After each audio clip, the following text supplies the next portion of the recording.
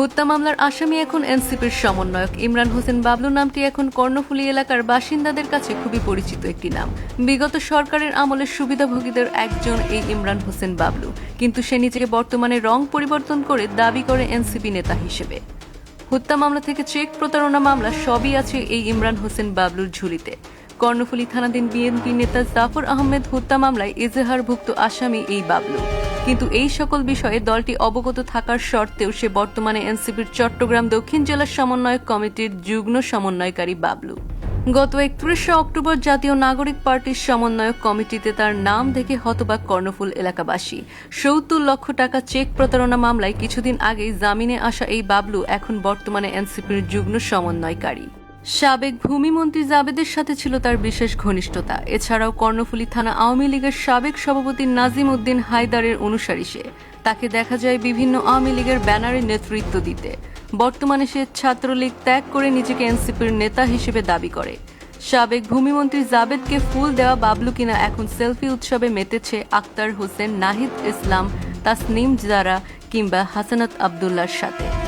তথ্যসূত্রে জানা যায়, Ivan international নামক ট্রাভেল এজেন্সির মাধ্যমে মানব পাচার ও স্বর্ণ চোরাচালান এর সাথে সম্পৃক্ততা রয়েছে এই বাবলুর। পাশাপাশি এনসিপির নাম ভাঙিয়ে পতেঙ্গা সি বিচে পার্কিং ও অবৈধ দোকান পরিচালনা অভিযোগেও রয়েছে এই এনসিপির নেতার বিরুদ্ধে। এদিকে বিএনপি নেতা জাফর আহমেদ হত্যা মামলার কথা সম্পর্কে অবগত আছেন চট্টগ্রাম দক্ষিণ জেলার এনসিপির প্রধান সমন্বয়ক মোহাম্মদ হাসান আলী। দিনে দুপুরে রাস্তায় কুকুরের মতো মানুষকে পিটিয়ে হত্যাকারীর বিষয় জানতে চাইলে তিনিও নীরব ভূমিকা পালন করেন। এদিকে গত 30 অক্টোবর জাতীয় দৈনিক আমাদের মাতৃভূমিতে প্রকাশিত সংবাদকে ঘিরে জ্বলে ওঠে এই বাবলু। বিভিন্ন মাধ্যমে ফোন করে মামলার হুমকি দিচ্ছে সে। এদিকে ভুক্তভোগী জাফর আহমেদ এর ছেলে আফসার ফারুক আজম এই বিষয়ে জানান, সাথে একটু আমাদের জায়গার সমস্যা ছিল। এরা আমার ওরা আম্মা থেকে 3 বার একটা নেবি দলিলের ছিল, তখন এটাতে মামলা ওরা জায়গা দেয় নেই, মামলা আদালতে ছিল। রেজাল করিম ওর পিতা 2005 সাল থেকে আমাদের এলাকা থেকে পলাতক। কেন পলাতক? সে কি করতো? সে আপনার মানুষের কাছে চুরি, ডাকাতি, এগুলো অনেক কিছু করছে। যে স্ট্যাম্প নিয়ে গেছে তারা, ও ক্রিকেট খেলা কিন্তু তখন ও ছাত্রলীগের সাথে তখন সম্পর্কিত। তো আমার আব্বু যখন ওই জায়গাতে গেল, সঙ্গে সঙ্গে কি উনি লুকাইতেছিল নাকি যারা বসার ঘটনায় পজিশনে যারা ছিল, আমার 7জন ভাই ছিল। এমনকি আমার 5জন ভাই পর্যন্ত আমার আব্বুকে বাঁচতে পারে নাই, এদেরকে পর্যন্ত মাতৃ করে। আমার ভাই পর্যন্ত আমার 7 ভাইরা এরা পর্যন্ত আহত হয়েছে, এরকম এরাও মার খেয়েছে। ওরা 7জন পারে না আমার আব্বুকে বাঁচাতে, কারণ ওরা লোকের সংখ্যা ছিল বেশি, বুঝছেন?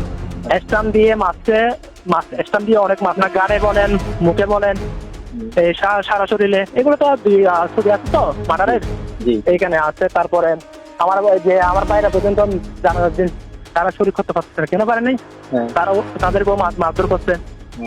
এবং সাক্ষী আরো বাহির বহিরাগত লোক দেখছেন, স্টাম্প পাইছে আমরা বহিরাগত লোক থেকে পলাতক হয়ে গেছে। এবং করোনা যখন 9টায় ঘটানো হয়, আব্বুকে মেডিকেল নিয়ে গেছে আমার ভাই, তাহলে আমার ছাত্র ভাইরা শুনছে মতন। তারপরে পুলিশ আসছে আগে সবার মুখ করে দিব।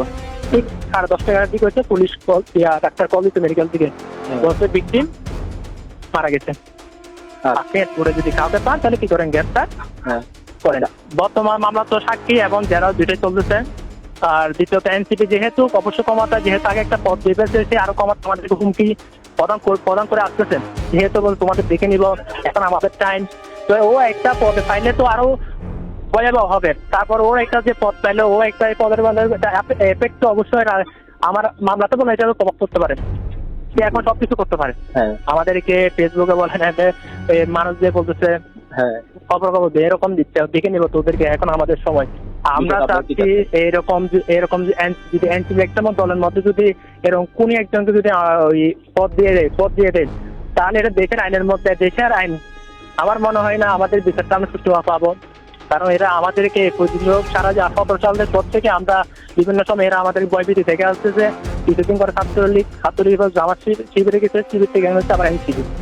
আমি চাই এর একটা সুষ্ঠু বিচার হোক, তার পাশে রাখে, তার সাথে জড়িত সবার পাশে রাখতে চাই। এবং আমরা এনসিপি যে পদটা দিল সেটা যেন তারা সঠিক সিদ্ধান্ত যে তার যে পদটা একটু দেখে, তার যে পদটা বহিষ্কার করে তারকে গ্রেপ্তার করা হচ্ছে। বিভিন্ন প্রায় ও আদালতে যায়, জামিনে চলে আসে, গ্রেপ্তার হয়, জামিনে চলে আসে।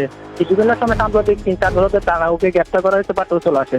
হাসন আব্দুল্লাহ, সাজুদান, তারা বৈষম্য ছাত্রীরা অনেক অবদান রেখেছেন, তাদের মাধ্যমে আজকে দেশটা স্বাধীন হয়েছে দ্বিতীয়বারের প্রথম, যে জন্য মানুষ কিন্তু বাট এখন যদি ওনার টাকা অবস্থা যদি কোনো এনসিপির পদে, এনসিপির মতো একটি দলে গিয়ে পদ বলে আমাদেরকে যদি হুমকি দেয়, সেটা আমাদের জন্য তো ভাইয়া। নিউজ ডেস্ক, আমাদের মাতৃভূমি।